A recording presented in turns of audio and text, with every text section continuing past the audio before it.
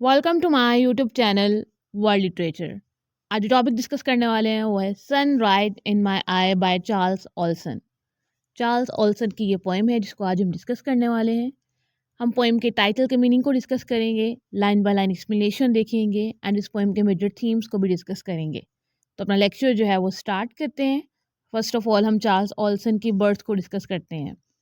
Olson की birth हुई थी 27 दिसंबर 1910 में एंड इनकी डेथ हुई थी 10 जनवरी 1970 में।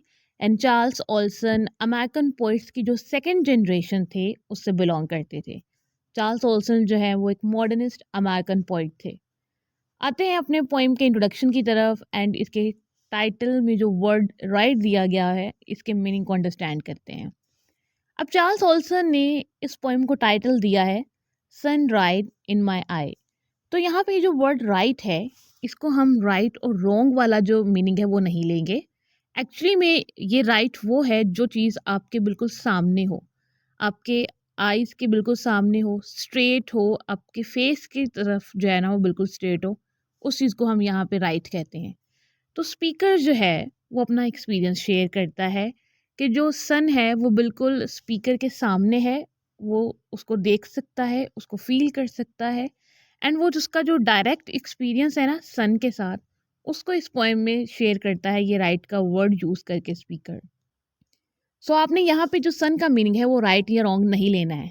यहाँ पे राइट का मीनिंग यही है कि जो स्पीकर है उसके सामने सन है और स्पीकर का जो इंटरेक्शन सन के साथ है, सन कैसे मोटिवेट करता है स्पीकर को।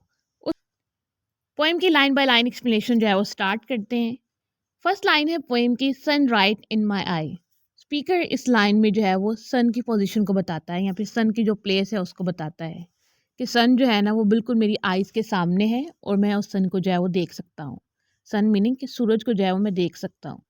नेक्स्ट लाइन में जो है वो स्पीकर टाइम बताता है कि डे का कौन सा टाइम है जब सूरज जो है ना वो बिल्कुल मेरे सामने है। 4 PM दिसंबर सेकेंड, 2 दिसंबर है और डे का टाइम 4 PM उस टाइम पे हो रहा है। नेक्स्ट लाइन में स्पीकर कहता है arrived at my kitchen window. और जो सन है, जो सूरज है, वो मेरी विंडो में आता है।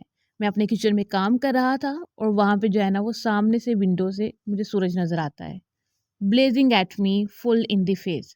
जो सूरज है वो मेरे फेस पे जो है ना वो ब्लेज करता है, उसकी जो लाइट है वो मेरे फेस पे पड़ती है। Approaching the hill it sets behind. Then speaker कहता है कि जो सन है वो इस हिल पे पहुंच चुका है जिसके बाद जो है ना उसने सेट होना है। मीन्स के उसी हिल से जो है उसने सेट होके वेस्ट में चले जाना है। तो सन जो है वहाँ पहुँच चुका है। Glaring in its burst of late heat right on me. कि जो सन है वो अपनी फुल हीट में है और मुझ पे जो है ना वो बस्ट हो रहा है, ग्लेयर कर रहा है और मेरे फेस पे उसकी जो है ना वो लाइट पड़ रही है। नेक्स्ट लाइन में स्पीकर कहता है and as orange and hot as sun at noon day practically can be. Speaker कहते हैं कि ये जो सन था वो बिल्कुल ऑरेंज की तरह का था जैसे कि इवनिंग में सन का कलर होता है, या फिर सन जो डे टाइम हॉट होता है उसका कलर भी जो है ना वो कुछ ऑरेंज सा ही होता है। कि जितना नून डे में सूरज हॉट हो सकता है उतना अभी ये था। Only this one is straight at me like a beam shoot to hit me. ये बिल्कुल उस तरह से था जैसे कि कोई गन जो है ना वो मेरी तरफ स्ट्रेट हो और मुझे जो है वो शूट करने वाली हो। सन भी बिल्कुल इसी तरह था, वो स्ट्रेट मेरे सामने, मेरे फेस पे जो है ना वो उसकी शाइन पड़ रही है, उसकी लाइट जो है वो मेरी तरफ आ रही है, उसकी जो हीट है वो मेरे फेस पे जो है ना वो आ रही है और मुझे जो है वो किसी भी टाइम जैसे जो है वो बर्न कर देगी। नेक्स्ट लाइन है, it feels like enforcing it's self on me giving me it's message. ऐसा लग रहा था कि सन जो है ना वो अपना मैसेज मुझे देना चाह रहा है और वो खुद को मुझ पर इम्पोज कर रहा है कि मुझे सुनो। That it is sliding under the hill and that I better hear it. कि जो सूरज है, जो सन है, वो बहुत जल्द जो है ना वो नीचे चला जाएगा, स्लिप हो जाएगा, वेस्ट में चला जाएगा। उससे पहले जो है ना मुझे उसको सुनना है कि सन जो है वो मुझे क्या कहना चाहता है, क्या मैसेज जो है वो देना चाहता है। नेक्स्ट लाइन्स हैं, से be hot man be hot and orange like I am. अब जो सन है वो उस मैन को क्या कहता है, स्पीकर को क्या कहता है, कहता है कि जिस तरह से मैं हॉट हूँ, मुझ में हीट है, मैं ऑरेंज कलर का हूँ, तुम्हें भी जो है ना वो वैसा ही होना चाहिए। अब यहाँ पे एक इंसान को हॉट कहने का क्या मीनिंग हो सकता है कि मेरी तरह स्ट्रॉन्ग होना चाहिए, मेरी तरह स्ट्रेंथ होनी चाहिए और मेरी तरह जो है वो करेज होना चाहिए कि हर किसी के सामने जो है ना वो आप अपने लिए स्टैंड ले सकें। नेक्स्ट लाइन्स हैं, I am sending you this message as I slip exactly to west. Sun कहता है कि ये मैसेज जो है ना वो मैं तुम्हें कन्वे कर रहा हूँ, भेज रहा हूँ, जबकि मैं जो है वो वेस्ट में जाने वाला हूँ।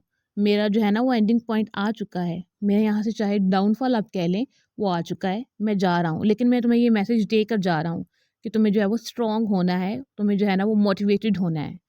आई am burning you man as I leave. Then sun कहते हैं कि मैं तुम्हें जो है ना वो जला रहा हूँ, इवन कि मैं अभी जा रहा हूँ। मुझ में अभी भी स्ट्रेंथ है, मुझ में अभी भी जो है ना वो पावर है।